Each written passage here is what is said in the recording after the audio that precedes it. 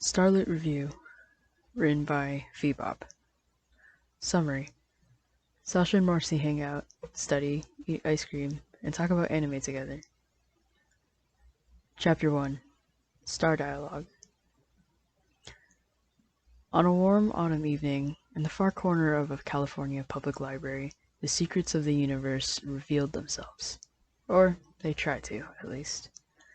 As Marcy made a connection between the size of a star and its gravitational pull, the clicking of a mechanical pencil drummed her ear. When she grasped the brilliance of cosmic life cycle, metal raked against paper.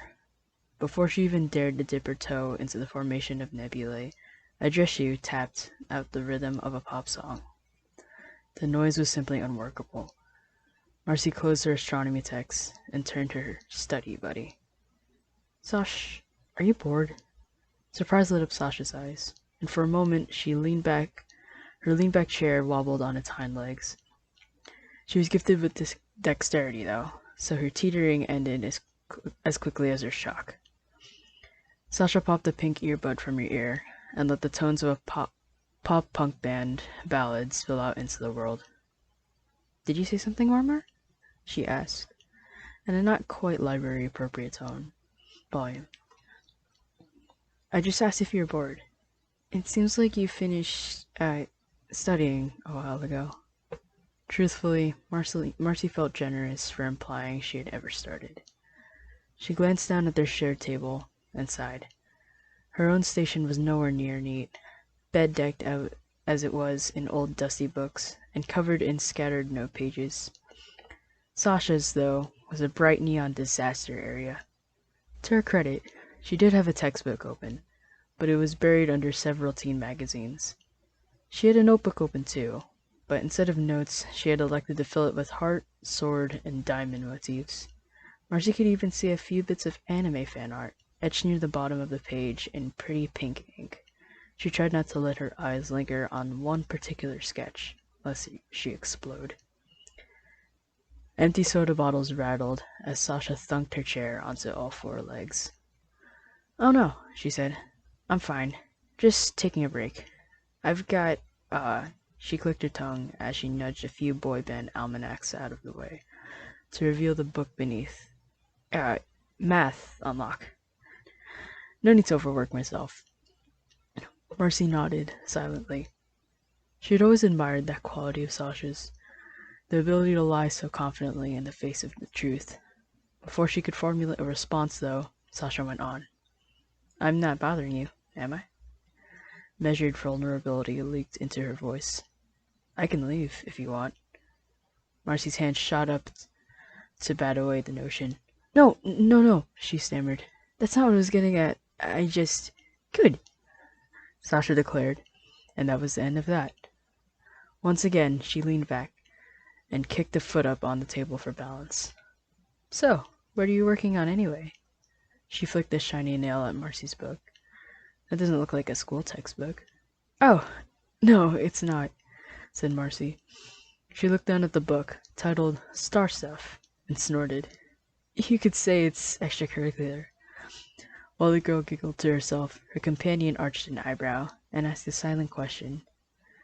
Astronomy is one of my weaker sciences, the scholar explained, and I'm trying to punch up on it. The SAT has been casting a wider net in the science department, and I want to be ready. Sasha's confusion only deepened, until finally her question grew audible. Marcy, you know we don't have to take that for 5 years, right? Isn't that overkill? 4.5 years, actually, Marcy reported. And it's never too early to start preparing, she recited. We're expecting a top percentile result. Sasha digested the answer for a moment. The bewilderment never left her eyes, but something soft crept onto her lips. Marmar, I think you're gonna ace that stupid thing whether you waste the night reading about the stars or not. The faintest pink tinged Marcy's ears, and she scratched the back of her neck. Well, you don't really ace, she mumbled, before she caught herself. I mean, thanks, Sash. Sasha nodded, and Marcy relaxed ever so slightly. But I just want to be sure. And this stuff is kind of interesting to study in its own right. Could have fooled me, snickered Sasha, as she reached for her backpack. Reading about space cred is like the most boring thing you could be doing on a Friday night. It's really not that bad, Marcy said. The mechanics of space are fascinating, and she knew her words were falling on deaf ears. After a moment of silence, though, the girl thought of a new approach. Studying the stars used to be a lot cooler in the past, though. It used to be like the most important science there was, even if it was closer to magic back then. You know, astrology. Sasha nodded along politely as he searched through her things. Really, that was all Marcy could ask for. Back then, they thought the stars had all kinds of meanings.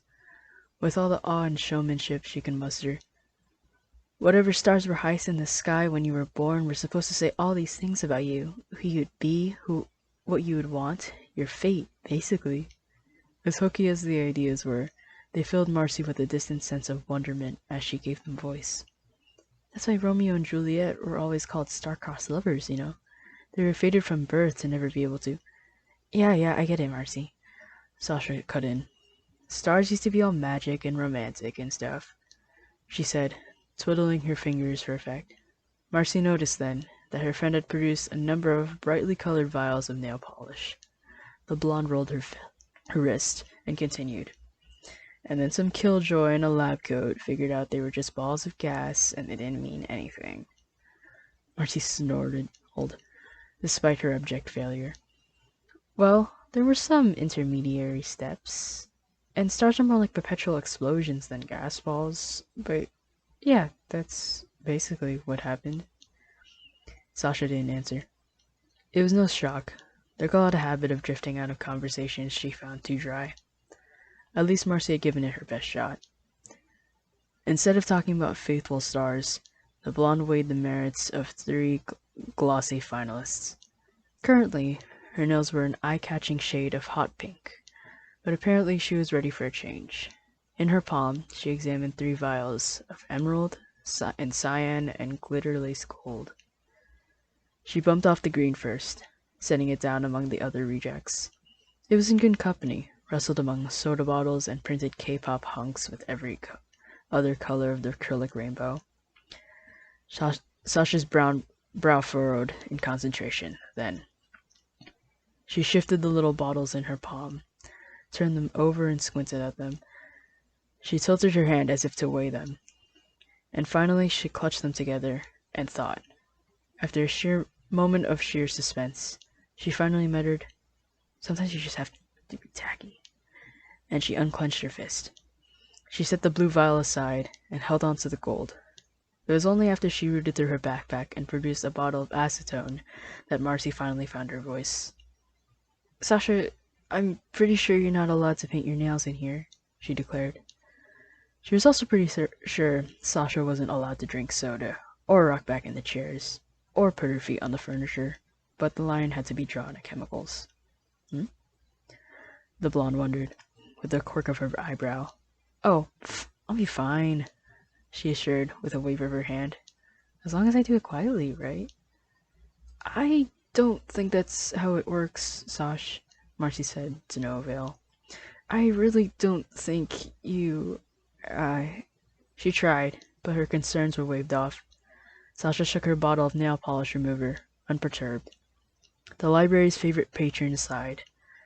Sasha had been tempting fate all night with her raucous behavior, and so far fortune had favored her boldness. But the sharp, pervasive smell of acetone in the otherwise stale air was sure to catch someone's attention. Marcy wondered what her fate would be if she were caught harboring a rule breaker. She could hardly fathom the indignity of being asked to leave. She furrowed with worry and nibbled at the inside of her cheek. Honestly, Sasha acted as if she hadn't even read the library's rules before she sat down. Tonight was the first night Marcy had even seen Sasha in a library, and if they stayed the same course, it could be the last. And then a thought struck. "Hey, Sasha, why did you decide to come here anyway?" Marcy piped up. "You said you wanted to study, but you obviously have math on lock." That was enough to get the other girl's attention. Her eyes widened for a scant second, and then she set down her bottle. Guess you caught me, huh? She scratched at her jaw and looked up towards the ceiling. When her eyes came back down, they fixed on Marcy's, and she quirked a little smile. I just wanted to hang out, Marmor. I figured these after-school study sessions you pull must get lonely sometimes. I thought maybe they'd be better with company. Oh, slipped out from between Marcy's lips before she could catch it. It was her only word for a moment. The corners of her eyes prickled, and a warm feeling washed the worry from her mind.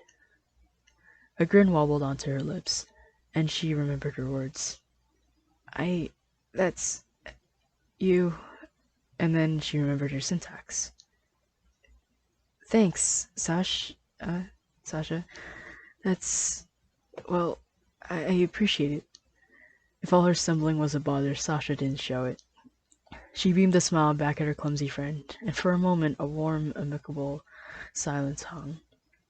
Eventually, though, Marcy realized the nail supplies were still out, and the iron was hot. If you just want to hang out, why don't I check these books out so we can go to your place? She asked.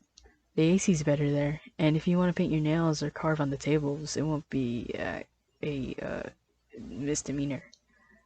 Sasha glanced down at the underside of the table and blushed.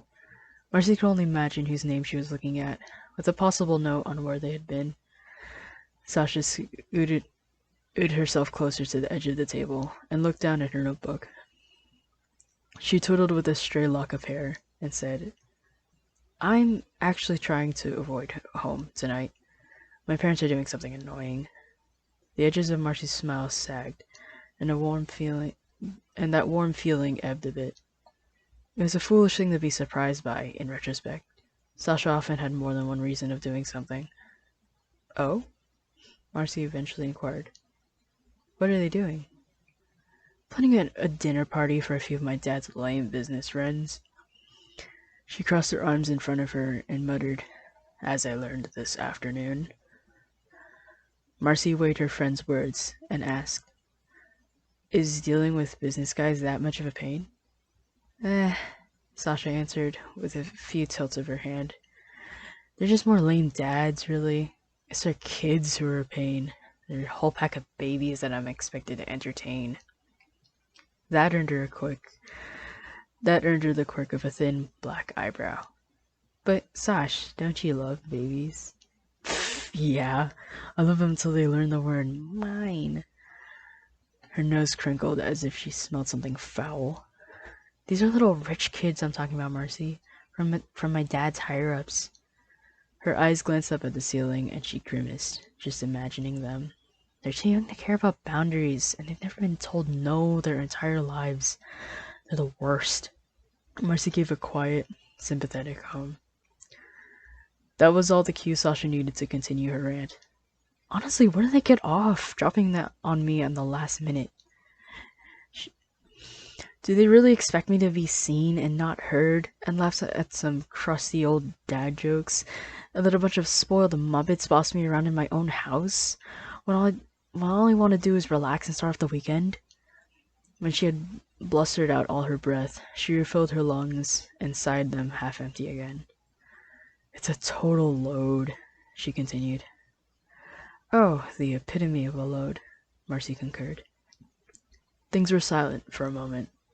Then, like a rainbow after a storm, a little smirk arched across Sasha's lips. They're not the only ones who can make last-minute plans, though, she murmured. Hope Mom's having fun wrangling toddlers right about now. Sasha looked quite satisfied with herself for a moment. Eventually, though, she noticed Marcy's appraising eyes, and the absence of her wobbly smile. She choked on spit like a gambler who had shown her big hand. She forced a toothy smile. Anyway, that's why we can't study at my place, Marmar. Now, what were we talking about before? Probably something boring, Marcy intoned. Sasha frowned and glanced away, and that was all the grilling Marcy had the heart for. As Sasha searched for something to say, her hand inched towards the looming bottle of acetone. Marcy cut her off with a sigh.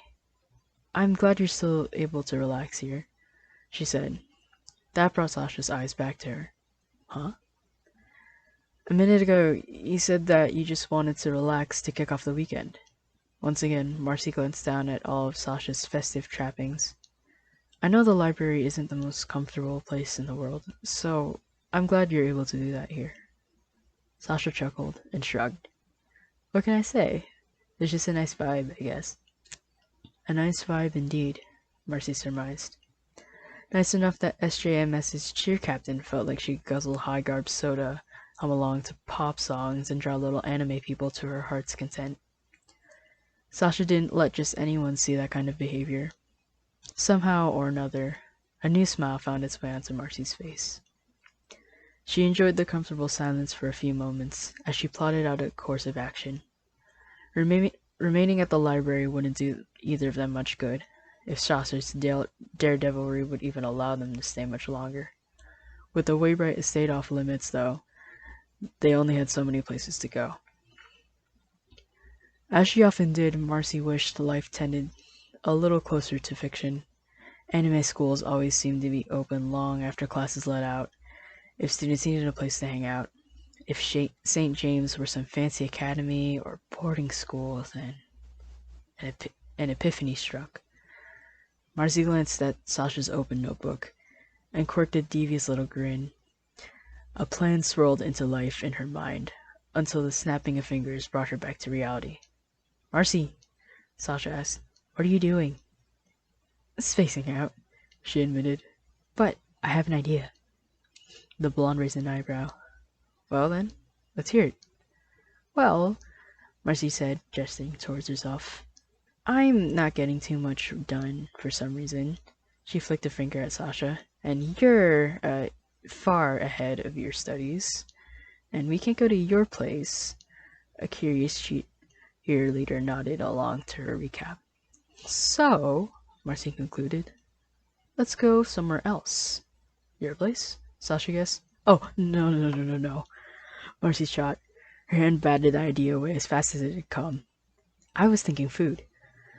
A response nearly slipped from Sasha's lips, but just then the natural consequences of skipping out on dinner caught up to her. As her belly rumbled, she conceded. Yeah, maybe food would be good. Great, Marcy chimed. Let's go somewhere we can eat outside. The weather's nice, and we can use the fresh air. Sure, said Sasha. We could go to that ice cream place a few blocks away. The girl scooted her chair out and stood up. Then a thought entered her mind. Is this gonna ruin your, study schedule? Marcy snorted. Oh, no, it's fine. She sacked star stuff onto the pile with its musty peers and looked up at her friend. I think you might have been right earlier, Sash. I have 4.5 years to shore up on sciences. Her smile widened. But how often do I get to spend a Friday night with you? Just the two of us. Sasha found a smile of her own then. It was small and soft, and it dusted her cheeks with a faint shade of pink. Aw, Marcy, that was sweet. Sasha stood there for a moment longer before she started packing. She grabbed that dreaded bottle of acetone and tucked it into her bag. Come on then, she said. Let's get going. Marcy sprang up with an unusual pep in her step. She stole off like an undexterous rogue towards the return cart, hiding a smirk behind her stack of tomes. She could scarcely believe how well that had come together. It was a rare day that she can get one over on Sasha, no matter how small the victory. She hadn't been lying when she said she wanted to get dinner with her less frequent companion, but she was leaving out her other motives. Turnabout was a fair play, after all. For one, she didn't want one of the kindly old librarians to have to throw them both out. And she had seen something interesting earlier.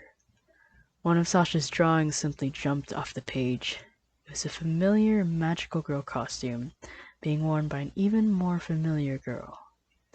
Marcy had swallowed the urge to draw attention to it in the name of getting things done. But if they weren't going to get anything done, then they simply had to discuss it. And if they were going to discuss it, they would have to do it in a place without noise restrictions. She was practically giddy just thinking about it. Come on, Marmar, Don't get cold feet. Marcy winced at her friend's certainly library inappropriate volume, but she got the point. She shook off her fantasies for the moment and spun around on her heel. And she only stumbled a little. She saw Sasha far ahead of her, the blonde-headed backpacks slung over one shoulder, and her notebook tucked under the other. She tapped a shiny black dress shoe against the carpet, but she waited all the same. Marcy hurried to their table and grabbed her own backpack. She even packed up the empty bottle Sasha had left, to throw away later. Someone was absolutely going to be reading the library's code of conduct if she ever wanted to do this again. Marcy caught up to her friend not a moment too soon. Sorry, she huffed, daydreaming again. You know me. Do I? Sasha chuckled. The Marcy I know would have smashed into something by now. Marcy caught a chuckle of her own. Don't get ahead of yourself. The night is still young. And with that, the two departed the library and took to the streets.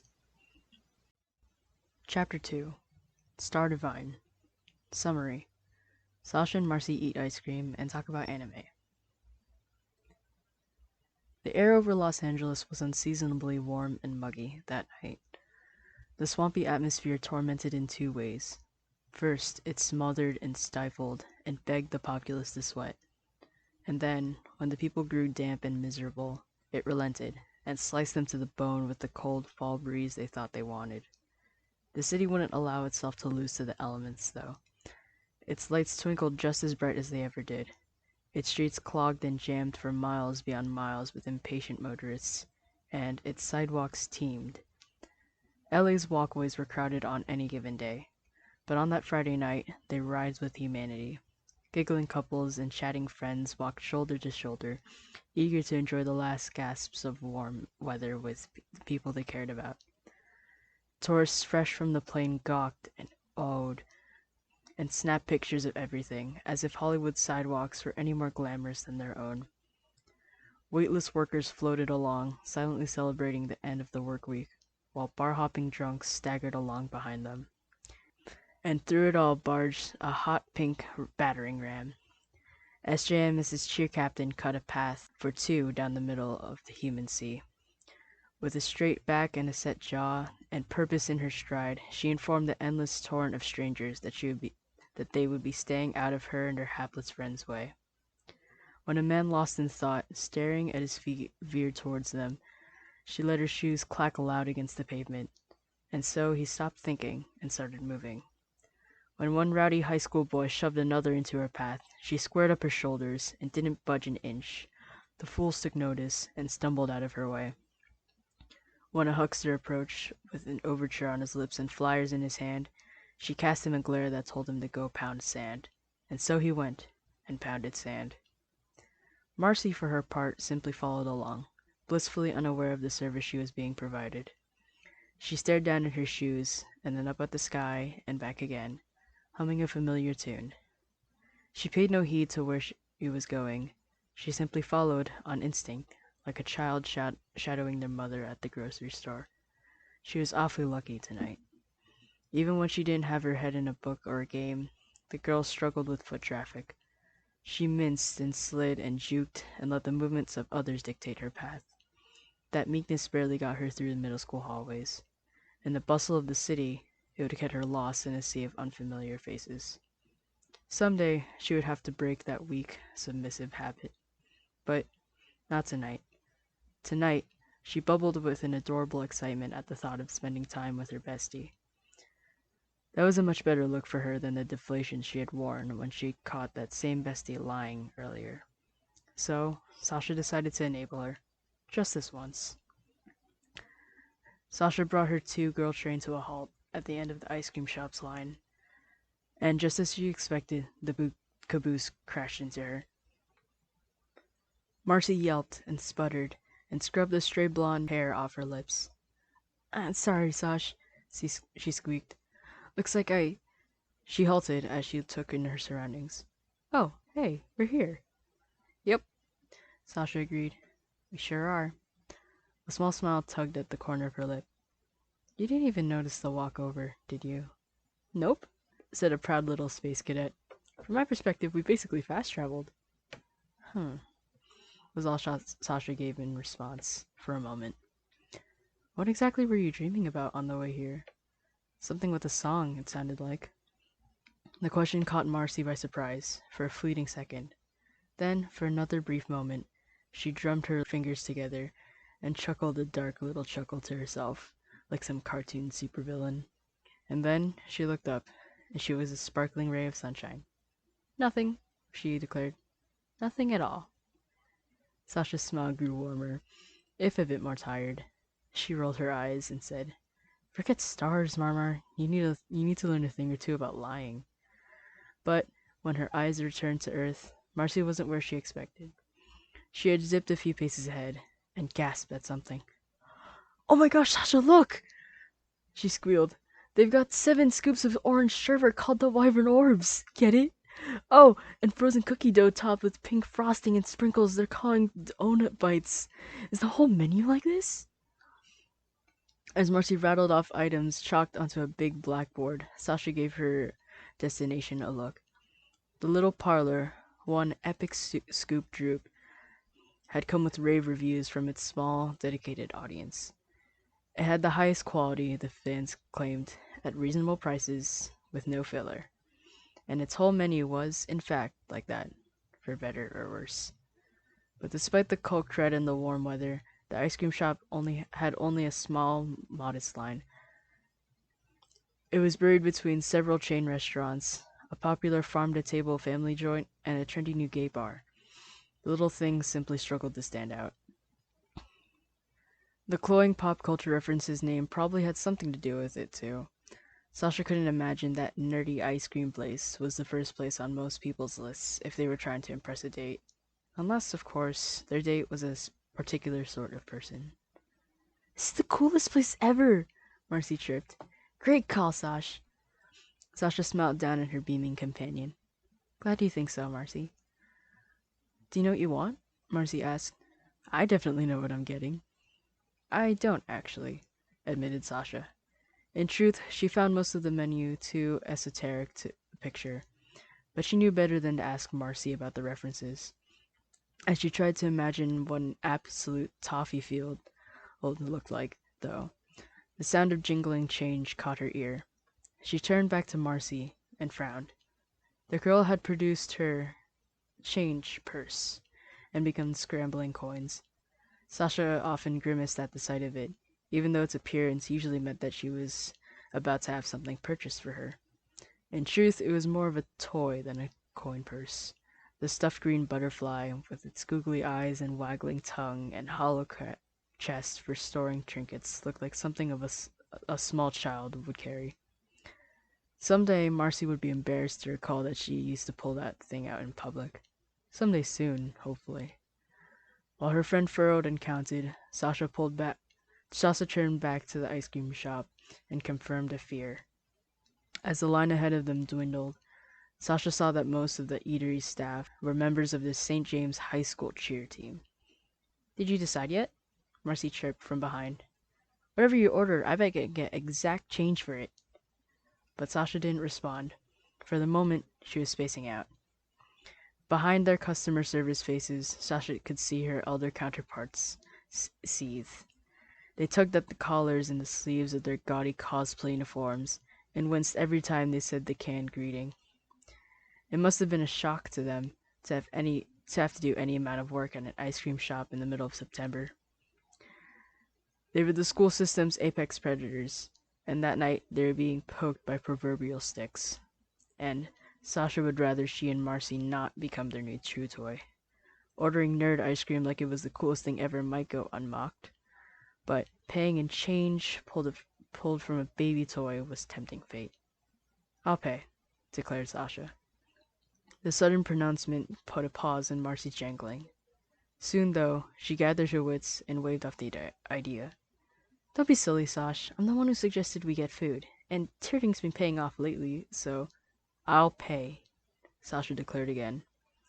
She let just enough edge into her voice to be understood. Once again, Marcy paused longer this time. Sasha saw that odd look for a few moments, like she was being appraised, but it passed quickly. All right, Sasha, Marcy answered. She finally stowed that dreaded butterfly in her backpack.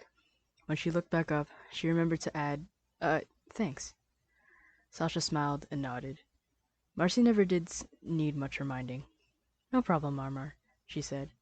The girl spun her father's debit card between her fingers and looked up to see she had been just in time. Welcome to Epic Scoop Droop, recited a weary cheerleader, where everything's 20% cooler.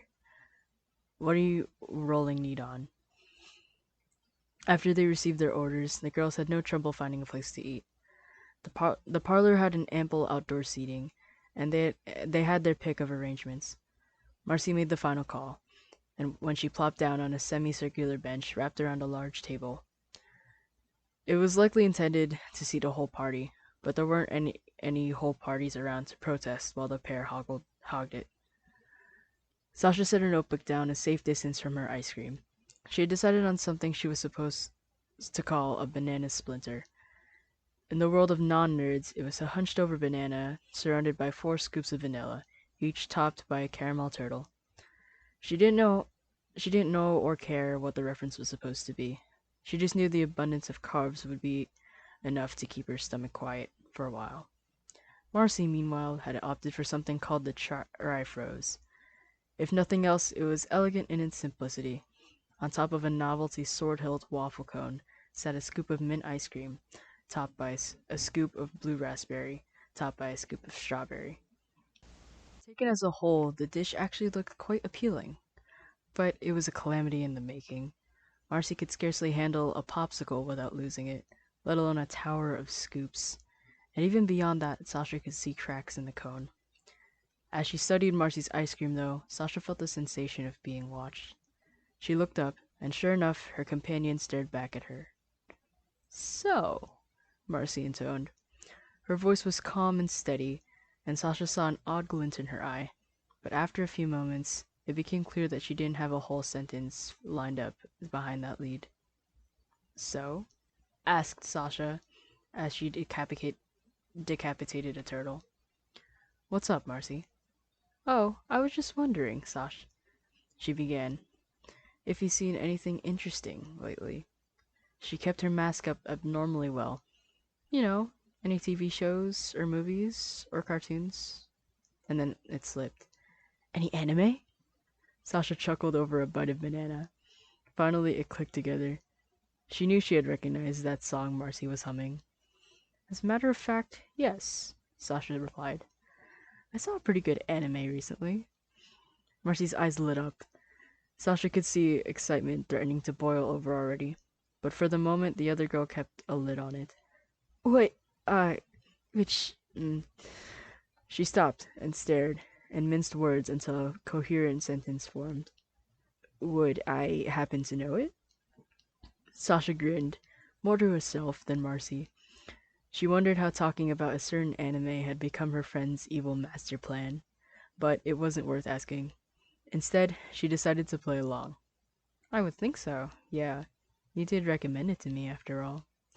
Marcy was practically vibrating in anticipation. Technically, Sasha hadn't narrowed the field much, since Marcy recommended her so many series. Many, many lines of questioning crossed her furrowed brow, and Sasha spoke up again before she could start stammering them out. It was a cool little show, she meandered, about a bunch of girls in school. She drew each word out and watched as Mount Marcy grew closer and closer to exploding. And they were all friends, but some of them were rivals. Part of Sasha's vagueness extended beyond a desire to tease her friend.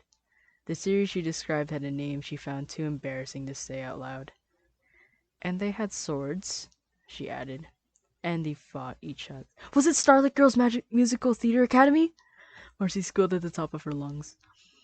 Warm laughter poured out of Sasha to such an extent that she had to stab her spoon into a scoop to keep from dropping it. Marcy joined in too, after a bit of her nerd stupor ebbed away. When all her giggles were out, Sasha looked up and met her friend's gaze. She could feel her tired smile return. Yes, Marcy, it was that one. Well, Marcy began, calmly enough. What did you think? Did you love it? Who's your favorite character? Her excitement grew with each syllable. What was your favorite episode? And how good was the music, right? Who? Pause, Sasha said, with a wave of her hand. And to her credit, Marcy paused, mostly. She sat there, frozen mid-gush. Sasha could tell from the twitching of Marcy's fingers and the sparkle in her eyes that the dam wouldn't hold for long. But she only needed a moment to get a thought in edgewise. The anime Marcy so adored, one Starlit Girls Musical Theater Academy, had shocked Sasha with its quality. Her otaku friend had recommended it to her in the strongest terms, calling it vital viewing and important. Normally, from Marcy, those terms secretly meant sad and boring and low on fights. But this series was an exception. The story followed a troupe of girls attending a prestigious theater academy. By day, they practiced song and dance and studied theatrical styles from across the world. And by night, they put on magical girl costumes and sword fought each other in the school basement to determine who got the lead role in the big school play. If Sasha could say nothing else about it, it was high concept, she said aloud, but really interesting. I was surprised there was so much fighting. Marcy hung on her every word, threatening to boil over at any minute. I love the costumes, Sasha said, earning herself a little giggle from her companion. And most of the characters were super cool. Sasha clicked her tongue and thought of how to phrase her next thought. I also liked how, they fought each other and learned lessons about themselves. Sasha scratched the back of her neck and tried to ignore how stupid that sounded out loud. You know, in these types of shows, they usually fight a new monster every week and learn how to eat their vegetables or whatever. It's a very mature series compared to its peers, Marcy offered. Sasha nodded. Marcy did always have a way with her words when it came to her interests. Yeah, the cheerleader agreed. Super mature. Before Marcy could interject any further, though, she pushed out another thought. There was something kind of weird, though, she said. Marcy quirked an eyebrow. I know they're in theater school and all, but it was like a bit much that they sang and danced while they fought. And just like that, the dam burst. Well, you see, Marcy explained and explained, the serality of the theatrical fight segments is one of the show's key charms. It's an obvious iteration, some like me would say is an evolution of the iconic impressionistic duels from the 1997 classic Rit. Sasha had a rule with Marcy rants. Check out as soon as the date dropped.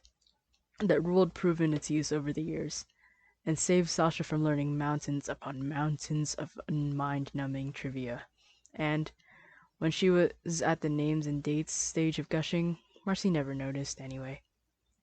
As her friend babbled on, Sasha saw that she had been right. The girl's ice cream stack wobbled with every new gesticulation, and the cracks in its foundation grew ever deeper. Sasha sighed and fiddled with the bottom of her own ice cream order. She shouldn't make a habit of this, she knew. She was going to turn into Anne at this rate. Someday Marcy was going to need to learn the hard way to look out for herself and stop living in La La Land. But until then, she had friends. Sasha slid the extra sundae tray she had ordered across the table and waited.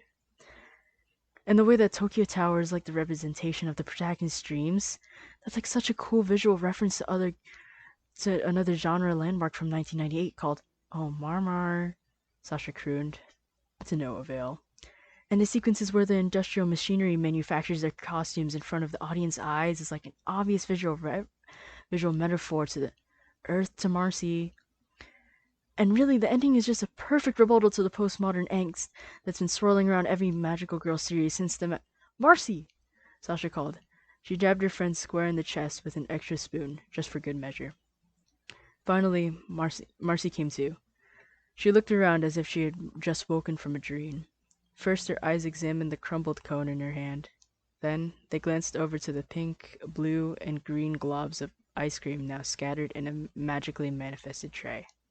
And finally, she traced the path of the spoon between her ribs all the way up to her friend's arm. Whoa, thanks, Sash, she said, as she finally took the offered utensil. Good thinking with all that, she said. Boy, I'm lucky to have you around. Sasha grinned, and something warm tickled at her cheeks. Yeah, she murmured. I guess you could say that. Just then, another light clicked on in Marcy's head. She jabbed awkwardly at the mint scoop of her newly made sundae. I've been doing all the talking, haven't I? Oh, yeah, Sasha confirmed. More than enough for the two of us. Marcy chuckled and looked back up at her friend. Sorry about that, she said. Starlit really spoke to me, and, well, you know how I can get. Sasha nodded. But I don't want to hog the whole conversation, Marcy continued. I want to hear your view. The girl clicked her tongue and looked up at the sky. Now, where did we leave off? Sasha shrugged, and after a few moments of pondering, so did Marcy. Well, I guess we can just wing it. So, who was your favorite character? Oh, Mila, easily, answered Sasha, without a second's pause. She was basically the highlight of the show. The blonde expected aggrievement, and maybe another wave of gushing, but instead she received confusion. Marcy's brow furrowed, and Sasha watched her search her mental archives for far too long. If the girl were better at lying, Sasha would have thought Marcy was pulling her leg. You really don't remember the best character? Sasha asked. You know, the one who's pretty, tough, super elegant, kicks everyone else's butt, has two swords. Finally, Marcy fit the puzzle together. Oh, she exhaled. So Mila is what they call her character in the English dub. Sasha sucked in a breath, but mentally dusted off her Marcy impression. Yes, Marcy, it is. I know everything's so much more meaningful in the original Japanese, but hey, Marcy called from behind a pair of pleading hands. We don't need to get into that again. Good. Marcy chuckled away some of the tension. Anyway, I thought Mila would be one of your faves. What did you like about her? Sasha clicked her tongue and looked up at the sky. Some people called Los Angeles the city of stars, but on that night there were none to be seen. Light pollution left the sky a swampy, miserable shade of pink, and drowned out any starlight. Sasha searched for a focal point to stare at, but she came up empty-handed. She would just have to think without one. Milo was a great character. She was tall, well-spoken, and effortlessly beautiful. Her statuesque composure, confidence, and refined mannerisms made her seem more like a grown woman than a teenage girl. She was the queen bee of her school, and, barring a few basement sword duels, her reign went unchallenged. No one dared question her, because she was just so commanding. No one besides the protagonists, of course, because that was how stories worked. Everything, the girl finally said. Everything about her was so cool. Sasha didn't peel her eyes from the vast pink void, but she knew Marcy was listening. She was so tough and so far ahead and so, I don't know.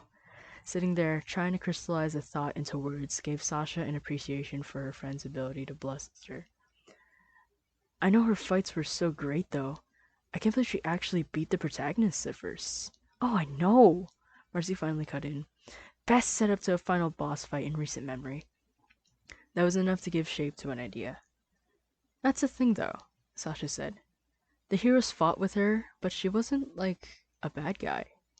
Her eyes searched and still found nothing, but the thoughts kept flowing. It would have been so easy to make her character the villain. Like, she's clearly everyone's boss, but she never has to throw her weight around or remind them. Sasha stabbed her spoon into some poor turtle so she could gesture. She has like an aura around her. All the other girls turn their heads when she enters the room, and they always ask her opinion on theater stuff. But, like, even when she says something harsh or tells someone to do something different, they just accept it. They don't act like she's wrong or that she hurt them or forced them to do something that they didn't want to. Sasha realized she had run out of breath at some point and inhaled. Marcy mercifully waited for her to finish.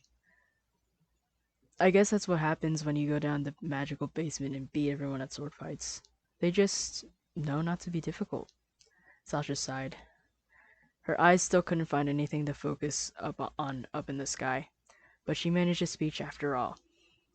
It was just a little unrealistic, though, how they kept treating her that way even after she lost. Marcy digested Sasha's words for a few long moments. Sasha supposed she wasn't used to being on the receiving end of an anime rant, Eventually, though, she spoke up. I think you. Marcy began and halted. I think I have a different interpretation of that character, if you'd like to hear it. I'm all ears, said Sasha, still gazing skyward. Well, for one thing, Marcy said, I don't think Mila was really the boss of the other girls. She was more like an inspiration to them. Sasha pursed her lips as Marcy went on. She always worked the hardest at practice. She projected all this confidence, but she wasn't smug. She stood up for others when things weren't fair. Even when she criticized or challenged others, they knew that she was trying to help them improve, not put them down. Marcy drummed her fingers on the table as she finished out. She never had to force others to treat her the way they did. And it definitely had nothing to do with the sword fights. That aura she had wasn't fear or dominance or power. It was the other girl's respect. Sasha chewed over Marcy's words and smiled. That's a really good way of putting it, she said. A lot better than mine, she didn't say. As she gazed up at the sky, Sasha finally caught something she had missed before. Far off in the distance, in the defiance of pink muck, twinkled a bright little star. The teen smiled a little wider and murmured, Inspiration, huh? Also, she was totally secretly dating her understudy. Sasha choked on her own spit. What? That's crazy. The absurdity of the notion finally pulled Sasha's eyes back to earth. Not everyone in anime is gay, Marcy. Sometimes people are just, like, really close rivals. Marcy looked back at her with a smirk befitting the least convinced girl in the world. Rivals who show up together before everyone else and leave together after everyone's gone. Rivals who dance aggressively toward each other every day. Rivals who stare intensely at each other the whole time they eat lunch. Sasha could feel her cheeks heating up. "I- yeah, she finally replied. Not even in the safety of her own coping mind did she sound sure of her answer. Her efforts earned her a snort of laughter from Marcy. Well, maybe you're right, Sash. She not really conceded, but I thought it was subtext. Sasha crossed her arms and pouted, and wondered why exactly Marcy's shipping had chuffed her so much. Well, it wasn't, said the stubborn teen. After a moment of thought, she managed to give form to her grievance. If Milo was going to be gay, she wouldn't have just let it be subtext. End of discussion. There was no force behind the proclamation, but Marcy honored it anyway. She sat for a few moments, thinking in silence, and then her eyes met Sasha's. Say, Sasha, she wondered, what did you think of... Oh, what would her dub name be? The, pink one. Oh, Catherine? Sasha said, her nose wrinkled. She was the worst. Really? Marcy asked, as if she was genuinely surprised that Sasha didn't like such an awful character.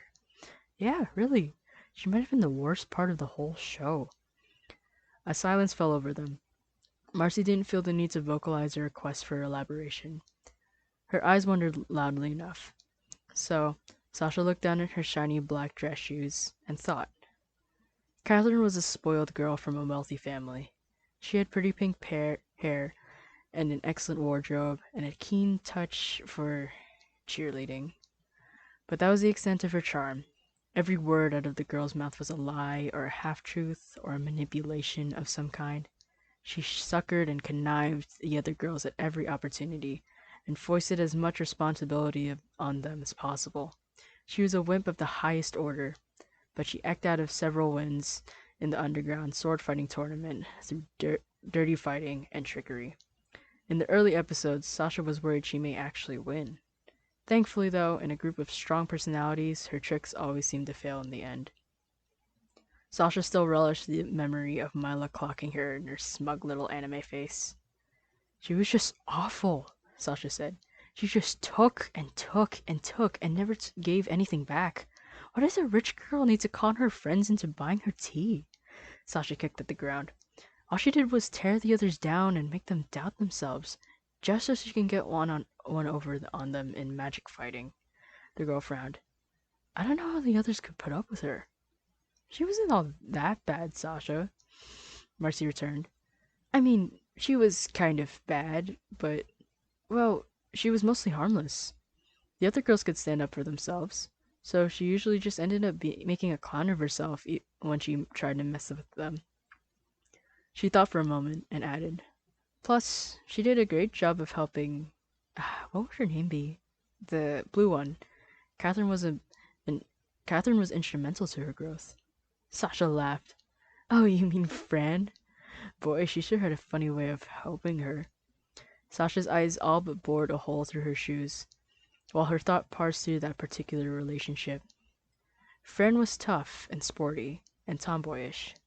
She was an odd fit for a high-class ladies' theater school, but she performed surprisingly well.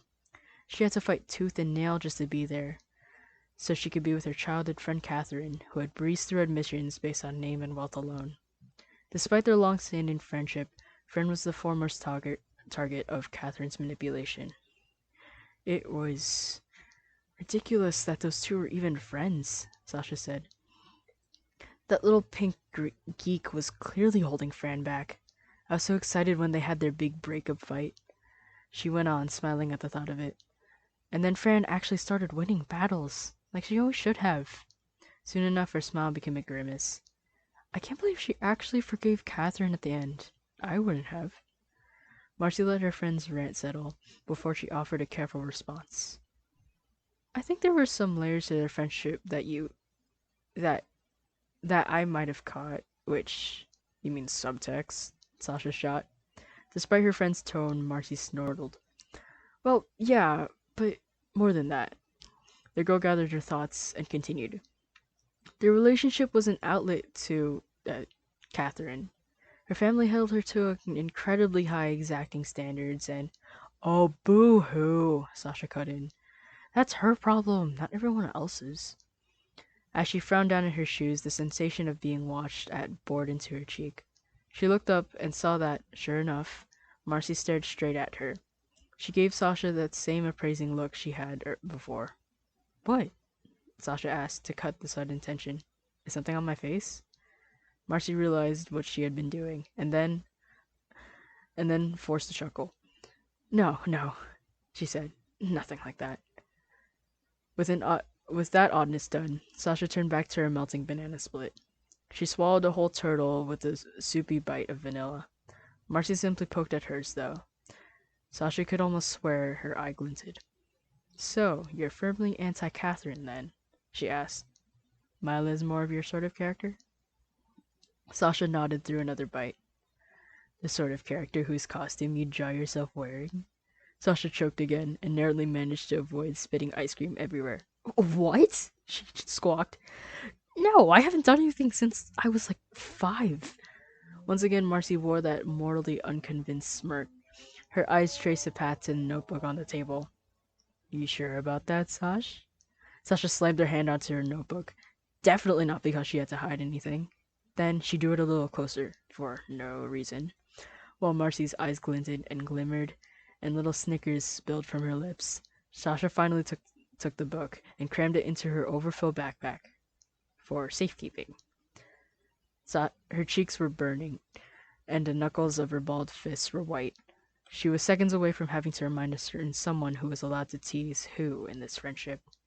But in the nick of time, a submissive pair of hands shot up. Hey, hey, Marcy pleaded. It's nothing to be embarrassed about. Sasha heard something genuine in the tone of her voice. I do too, you know. Sasha took a deep breath, and then another, and when she blew them out, all of the steam from behind her cheeks went with them. Sasha didn't bear indignity lightly, but this was the first time Marcy had dealt her this kind of treatment, and if there was ever a night to enable that behavior, it was tonight. She made a mental note, though, not to let this become a habit. She could see relief in Marcy's eyes when the last of her fury faded off into the night. Oh, really now? Sasha crooned. You do it too? Marcy nodded, so the blonde went on. Well, now I'm curious. Who's your favorite? Whose costume are you wearing? Marcy smiled and turned her own gaze skyward. I thought Nana was the most compelling, she murmured. She really elevated the whole thing. There is a dreamy sort of quality to the girl's voice, and her grin stretched all the way to her eyes. Sasha almost felt bad for the response she was about to deliver. Who? She asked. Marcy snapped out of her spell and looked back at her friend.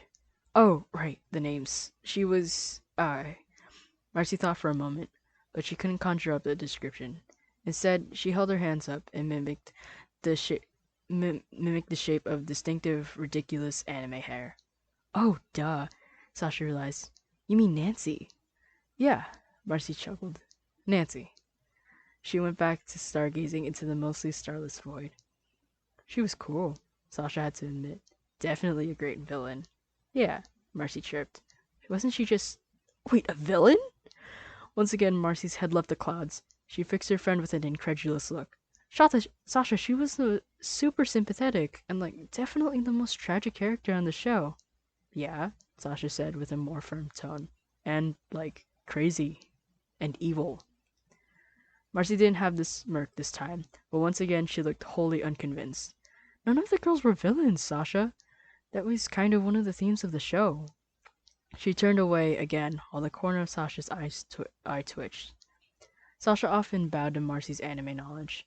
The girl had a knack for reading into series and putting into words things Sasha had never considered. But Sasha couldn't abide by that cold, dismissive tone. Not when she knew she was right. On the surface, Nancy seemed a sweet character, the kind that no one would have a reason to dislike. She always had a smile on her face in answer to a question, and seemingly endless energy. She had a dorky sort of earnestness to her that won over all of her classmates. She adored every aspect of their surreal, magical sword fighting school year, and she lived it to the fullest. When a new problem manifested, she always seemed to have an answer. When someone needed a friend to confide in, she was always conveniently around the corner. In retrospect, it was terrifying. Marcy, she trapped her friends in freaking anime time loops just so she didn't have to grow up. And? Answered an unfazed Marcy. They didn't know. Sasha's mouth gaped. And that makes it okay? Yeah, actually, Marcy said to the empty sky. They never experienced the loop part. No harm, no foul. From their perspective, the other girls are just living the best year of their lives. Sasha could barely believe her ears. Marcy said goofy things all the time, but never something so off. The strangeness of the situation and the nagging wrongness spurred something in the back of Sasha's mind. For once, that night, the words came easy. And then they stopped existing, Sasha said. All their growth, all their progress, all their hopes and dreams just vanish. With every word, Sasha's confidence grew. And then they have to start again, all because their so-called friend thought their little world would end if everyone grew up and moved on. Her words earned a wince from the anime expert. Her eyes still skybound and locked onto something. Sasha looked up, but she couldn't see any stars. Instead, Marcy's eyes seemed to trace the path of a departing plane. She just loved them all so much, Marcy finally replied. All the adventures they had together that year, all the fun stuff that they did, even the death-defying sword battles. Her cold tone was gone, along with her certainty. Still, she continued. Their lives were never going to be like that again. She couldn't imagine saying goodbye to them. Sasha felt herself cooling off. She sucked in a deep breath and replied. If she loved them, she would have wanted them to grow. The air had chilled to a point that she could see her words float out in front of her. Things can't stay the same forever. People have to grow up sometime. Marcy's plane must have disappeared from view. She looked over at her friend and sighed. Yeah, she conceded. Maybe you're right. She looked down at her ice cream. And maybe Nana was kind of bad, but I guess I just feel sorry for her. Sasha would have never imagined that getting a win over Marcy in the anime knowledge department would feel so hollow. She had intended to make up for deflating Marcy's excitement with the nerd ice cream trip, but somehow she managed to do it again. It just wasn't right.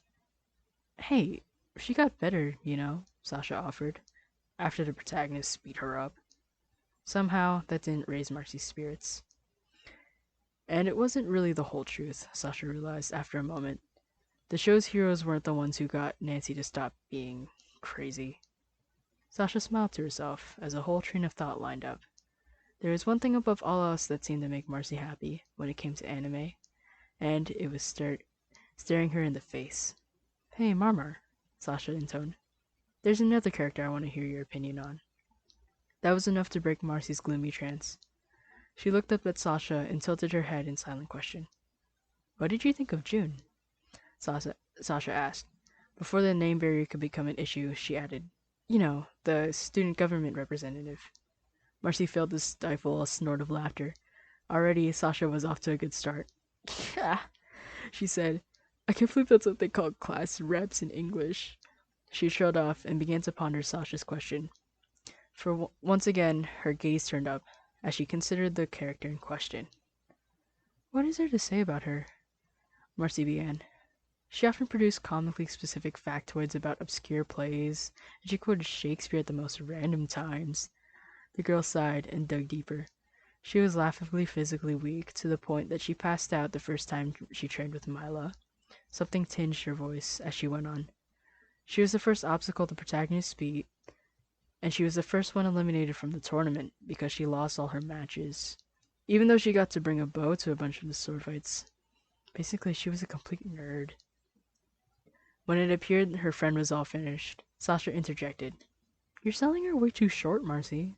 She was way more than a nerd. Marcy pursed her lips. She didn't look over, but Sasha could tell she was listening. Even more than the protagonists, Sasha explained. June was the one who wanted to grow the most.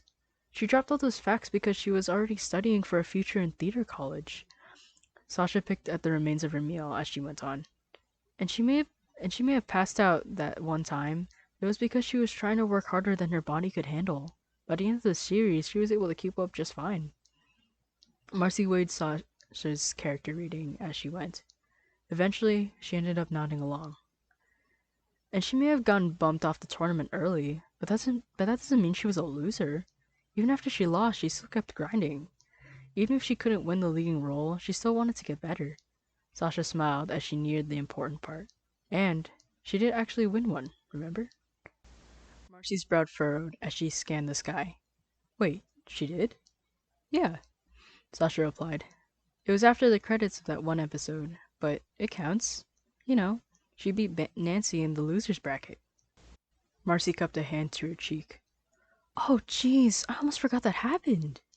I don't know how you could, Sasha countered. It was probably one of the coolest moments in the show that Milo wasn't involved in. The girl watched her friend carefully as she began to paint the picture. You remember how it went. Nancy hadn't really learned her lesson. She wanted to slink her way back into the tournament so she could reset time again.